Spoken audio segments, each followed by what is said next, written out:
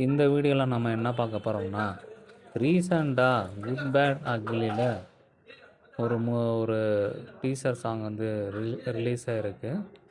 அது என்ன சாங்னா ஓஜி சம்பவம் சாங் வந்து ரிலீஸ் ஆகிருக்கு.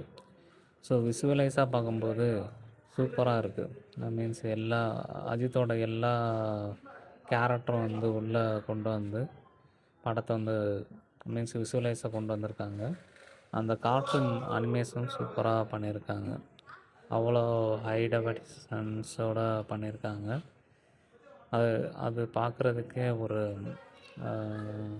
மீன்ஸ் தேட்டரில் அந்த மாதிரி நம்ம பார்த்தோன்னா நல்லாயிருக்கும். மோஸ்ட்லி இப்போ வர்ற மூவிஸ்லாம் அந்த மாதிரி ஒரு கார்ட்டூன் விசுவலைசேஷன் பண்ணி தான் பண்ணுறாங்க.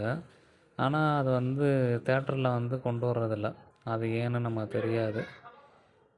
ஸோ தேட்டரில் வரும்போது அது வந்து ரியல் ஆக்டர் வந்து பண்ணுற மாதிரி விசுவலைசேஷன் வந்து பண்ணிடுறாங்க.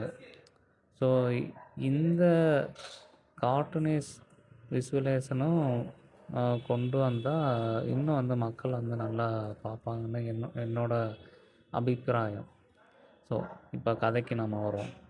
ஸோ ஓஜி சம்பவம் ப்ளஸ் அண்டு கேஜிஎஃப் ஓட சாங் பார்த்திங்கன்னா அதோட ஸ்டார்டிங் அதோட எண்டிங் எல்லாமே சேமாக தான் இருக்கும். நீங்கள் சுல்தான் டோஃபன் அந்த சாங் நீங்கள் கேட்டு பாருங்கள். இனிஷியலில் ஸ்டார்டிங் பண்ணுற இது கிக் பண்ணுற சாங் ரெண்டுமே ஒரே மாதிரியாக இருக்கும். அதே மாதிரி அதுலேயும் கத்துவாங்க, இதுலேயும் கத்துறாங்க காகான்னு. ஸோ ரெண்டுமே வந்து மோஸ்ட்லி சேம் தான். அதே மாதிரி பார்த்திங்கன்னா கேஜிஎஃப்பில் வந்து ஒரு மாஸ் ஹீரோ மூவியில் பண்ணுற மாதிரி காமிப்பாங்க. அதே மாதிரி பார்த்திங்கன்னா குட் பேட் அக்லிலையும் ஒரு மாஸ் வில்லன் கேரக்டர் பண்ணுற மாதிரி வந்து காமிப்பாங்க. ஸோ சேம் அந்த கன் ஷாட்டு இருக்கும்.